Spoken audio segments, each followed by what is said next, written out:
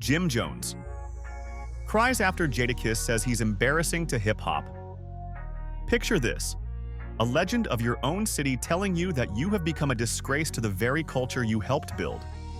That is the moment Jadakiss labeled Jim Jones embarrassing to hip-hop during a June 2025 appearance, a remark that ripped straight through public persona and internal pride alike. That moment wasn't just about personal conflict. It signaled a clash of values: chart success versus lyrical legacy. In this breakdown, we go beyond the surface, tracing how a career built on swagger and success suddenly came undone under scrutiny from a peer whose credibility extends across generations. This is not gossip. This is culture shaking hands with consequence. Topical blocks: the Harlem swagger that built a legacy.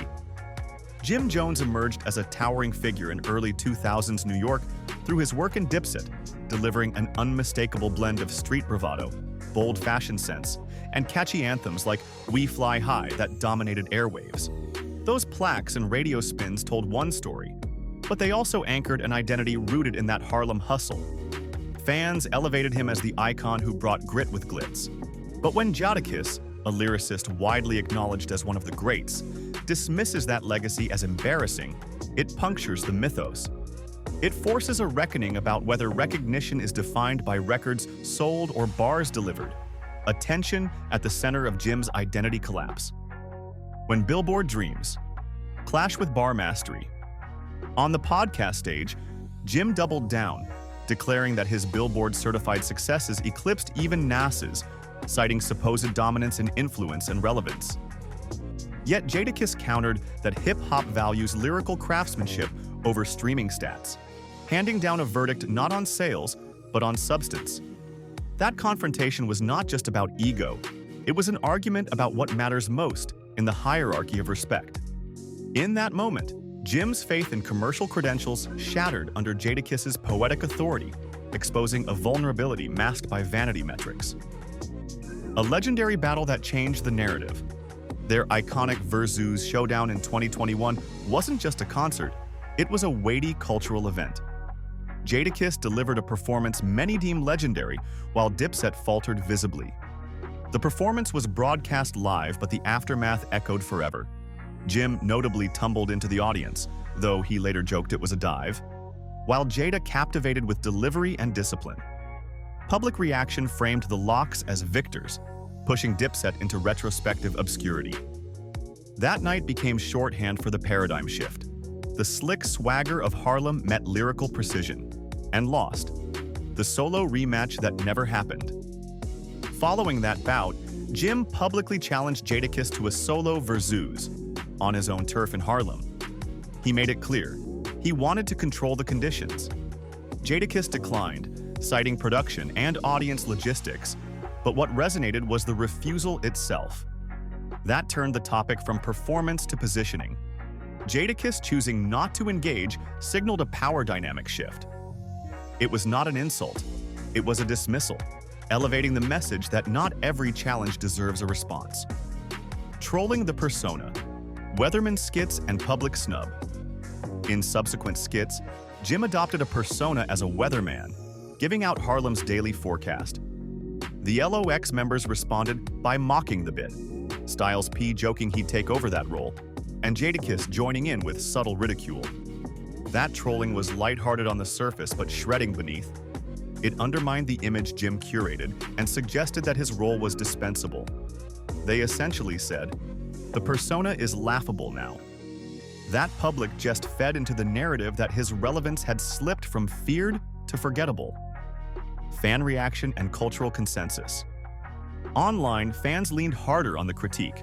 Many called Jim corny or mid, citing fading energy, nostalgia over artistry, and an inability to adapt. Some claimed his chart talk diminished the legends, while others argued he never matched the lyrical weight of his peers.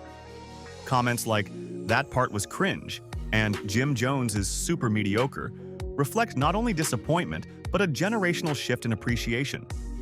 That digital consensus fractured the once cohesive respect bubble around him, showing that public esteem can evaporate just as fast as it was built. The broader cultural fault line. At its core, this drama exposes a rift in hip-hop ideology, the flash and stats approach versus timeless lyricism. Jim built his brand on visibility, collaborations, and crossover appeal, sound business sense. Jadakiss built his around skill, respect, and lyrical endurance.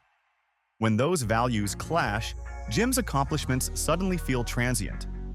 One line from Jadakiss didn't just indict Jim, it questioned which system he really stood behind. And when hip-hop's gatekeepers side with one, reputations shift overnight. Benzino's cultural verdict. Hip-hop veteran Benzino chimed in shortly after, calling the Jim-Nas debate one of the most disrespectful things to happen to the culture.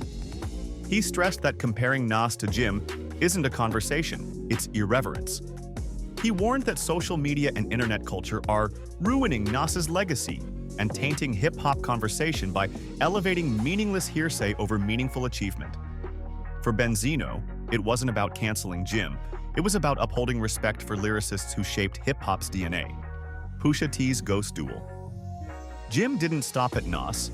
He also took aim at Pusha T and the Clips, questioning Pusha's inclusion in all-time rapper lists. That led to a lyrical response from Pusha on a high-profile fashion show track, where he accused Jim of jealousy and implied the criticisms were meant to ride Drake's wave.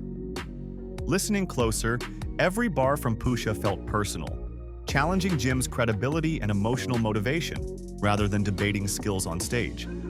It underscored that Jim's comments sparked real backlash from peers he didn't even directly name. Wikipedia, Cam'ron fallout. Earlier in 2025, Cam'ron appeared on a podcast with 50 Cent to rehash old Dipset-era beef. Jim publicly criticized Cam's involvement, calling him a birdhead, and even daring him to settle disputes in a boxing match for $10 million. That internal rift over legacy, loyalty, and respect resurfaced tensions within the group and painted Jim as combative even toward former allies. That history of public dispute only heightened the current scrutiny from Jadakiss and others. Reddit consensus. While Jim maintained confidence in his catalog, online fans swiftly dismantled it. One user bluntly stated, "Jim Jones is super mediocre." Another chimed in, "He's corny." These digital critiques show the shift, from Harlem icon to punchline. Fans claim nostalgia over artistry and invalidated Jim's confidence in records, arguing he never matched the lyrical weight of his peers like Pusha, Jules, Styles P, or Nas. That cultural judgment is harsh yet telling. It reflects the power of public sentiment to rewrite reputations in real time. Versus aftermath. Jim has publicly lamented that Jadakiss squandered his momentum after the Versus victory over Dipset by not releasing new music immediately, calling it a platinum-level missed opportunity. That critique touched on business savvy and opportunity cost. But critics responded that Jadakiss didn't need that push, and that Jim's plea came off jealous. The debate highlights whether Jones perceived a chess move or a chance taken too late, making the rivalry as much about strategy as it is about skill. Each of these points peels back a layer of Jim Jones's rise, fall, and why he broke under lyrical scrutiny. His tears, defenses, demands, and rematch offers were more than personality.